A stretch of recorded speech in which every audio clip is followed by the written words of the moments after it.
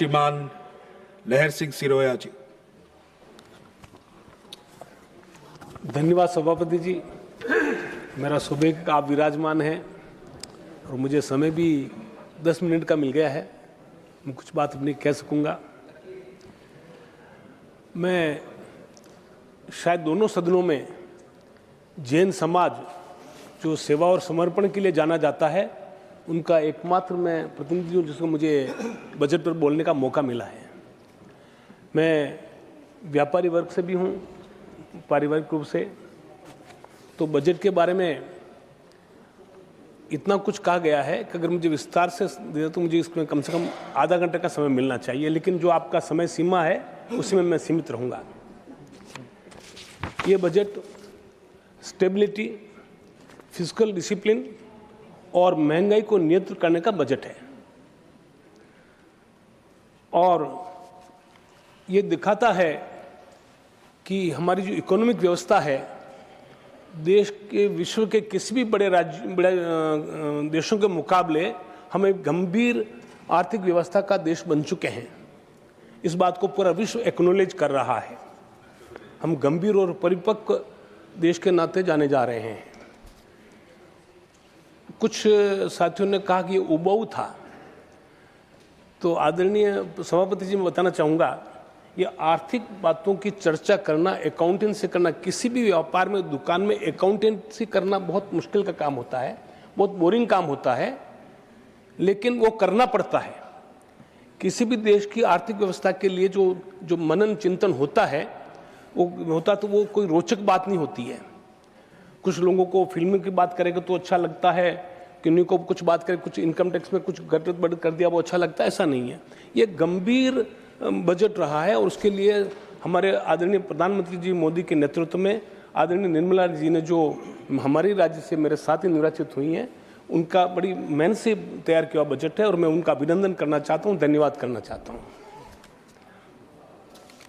आर्थिक विकास एवं सामाजिक समरसता ये साथ साथ चलती है।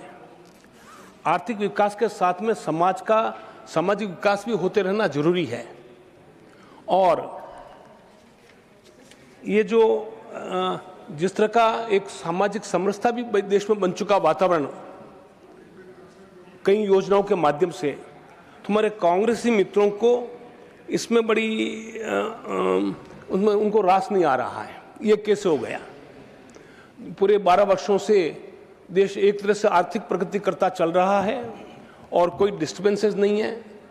समाज में किस तरह के कोई दंगे फसाद झगड़े नहीं हैं। चाहे कोविड का मामला हो, कुछ भी संकट आया हो, जिस तरीके से हल किया गया ये हमारे कांग्रेसी मित्रों को रास नहीं आ रहा है। और जब कोई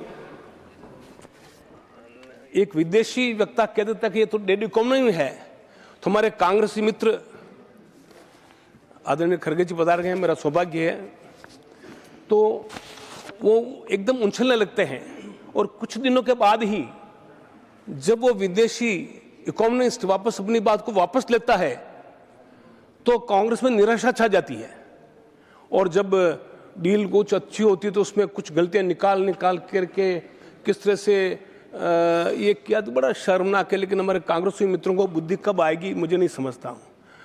मैं समझता था कि हमारे आदरणीय खड़गे जी जो मेरे राज्य से, मैं बहुत उनका सम्मान करता हूँ, बहुत कुशल प्रशासक रहे हैं, तो उनके नेतृत्व में जब अध्यक्ष हैं तो कांग्रेस में कुछ मैच्योरिटी आएगी।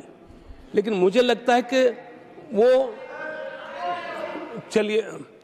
लेकिन वो ही उनके उसमें आते जा रहे हैं और अपने आप को डाइल्यूट करते जा रहे हैं। मैं उस पर ज़्यादा चर्चा नहीं करूँगा।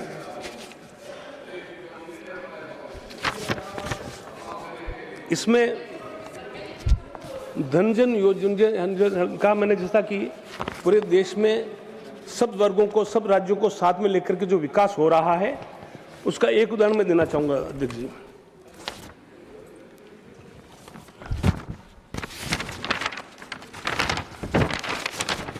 ये जब धनजन योजना प्रारंभ हुई थी इसका काफ़ी मजाक उड़ाया गया था। आपको जानकर, सदन को जानकर आश्चर्य होगा और सब लोग चौंकेंगे कि 57.52 करोड़ 57.52 करोड़ धनजन खाते खुले हैं और आज उनमें राशि कितनी है? उनमें 2,88,284 2,88,284 करोड़ राशि में जमा है आज गरीबों के खातों में। ये आपके और हमारे में जो हम ड्राइंग रूम में बैठ के राजनीति करते हैं, टी शर्ट पहन के घूम के उनको चैलेंज करते फिरते हैं। और जब मुझे बड़ा दुख होता है, मैं भी माइनॉरिटी से हूँ जैन समाज का, जब कोई लड़का जेबों में हाथ डाल के उसको कुछ भी कहता तो मुझे बड़ा बुरा लगता है। अगर उनके साथ में जो बहादुर कम्युनिटी के साथ में ऐसा बर्ताव हो सकता है तो हमारे साथ कब क्या होगा? यानी मैं उस पर चर्चा नहीं करना चाहता। और एक और, क्योंकि मैं कर्नाटक से आता हूँ तो मैं कर्नाटक की तरफ से, जनता की तरफ से भी मैं धन्यवाद करना चाहूँ आदरणीय प्रधानमंत्री जी का और आदरणीय वित्त मंत्री जी का।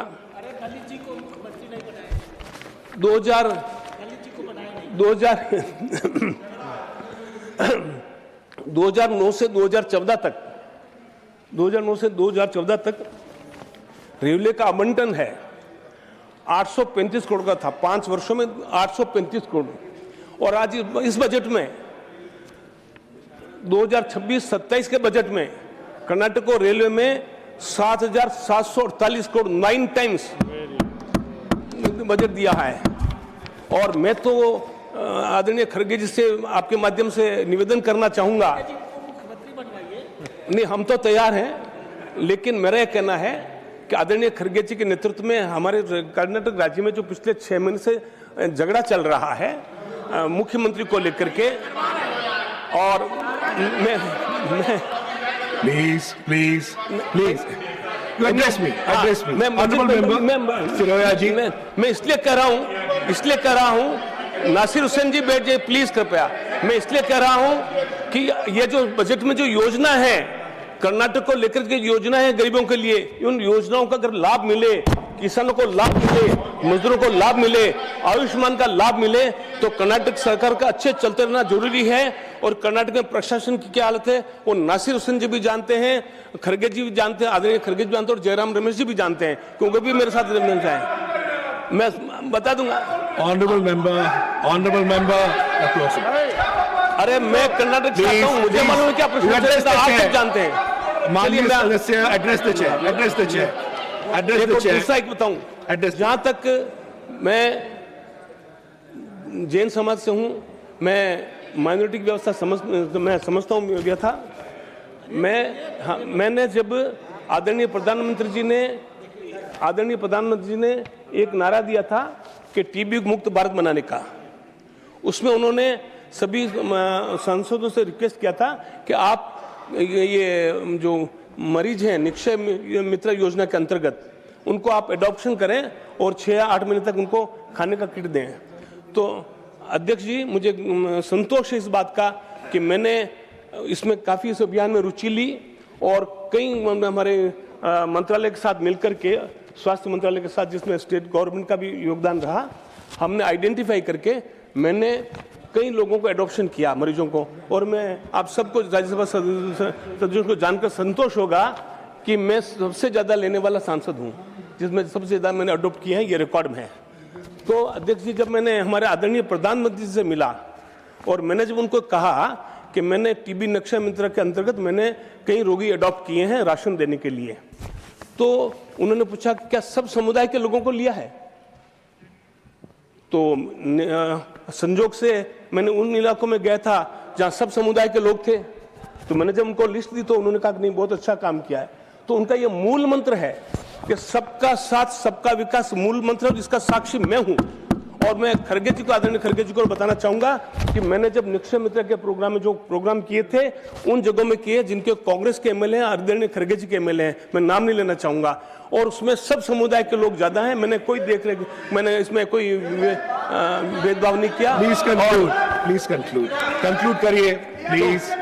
और मैं निक्षय मित्र के, हाँ मैं बोलूं, अब तो मेरा समय समाप्त हो रहा है, इसलिए मैं आदरणीय खड़गे जी को निवेदन करना चाहूंगा कि ये हमारे जो केंद्र सरकार की योजना है उन योजनाओं को सबके लिए, उन योजनाओं को प्रचारित करें और उन योजनाओं को एजुकेट करें, क्योंकि कई योजना आने वाली है। और 1-2 बातें और कहकर मैं समाप्त करूंगा, क्योंकि आपने मुझे निमांस का भी डायरेक्टर बना के बोर्ड में भेजा है और कॉफी बोर्ड के बोर्ड में भेजा है। तो निमाज के लिए मैं विशेष तौर से आदरणीय प्रधानमंत्री जी को और आदरणीय निर्मला सीतारमण जी को मैं बधाई और धन्यवाद देना चाहूंगा, क्योंकि निमाज का उसमें मैं गया हूं बेंगलोर में हमारा हेडक्वार्टर था, तो मुझे इसके इनका मालूम है कि इनकी और होना चाहिए जो नॉर्थ ईस्ट में जो निमाज खुल रहा है। और मैं भी पुरजोर से आपको विश्वास दिलाता हूँ मेरे से भी जो होगा मैं उस निमाज के लिए करूंगा और निमाज का और जगह में जाए और उत्तर प्रगति इस जिम्मेदारी को निभाऊंगा। और पुनः इस बात का धन्यवाद करते हुए कि ये जो इतना बढ़िया बजट है इसके लिए मैं आदरणीय प्रधानमंत्री जी को, निर्मला सीतारमण जी को और पंकज जी चौधरी को और सभी अधिकारियों को भी बधाई देता हूं कि इतना बढ़िया बजट लाए हैं। और मैं आदरणीय खड़गे जी से मेरा निवेदन है कि इस प्रकार कर्नाटक में इन योजनाओं का लाभ मिले उसके लिए कुछ प्रयास करें। आप मुख्यमंत्री बने, मुझे कोई एतराज नहीं है। थैंक यू, धन्यवाद। Thank you.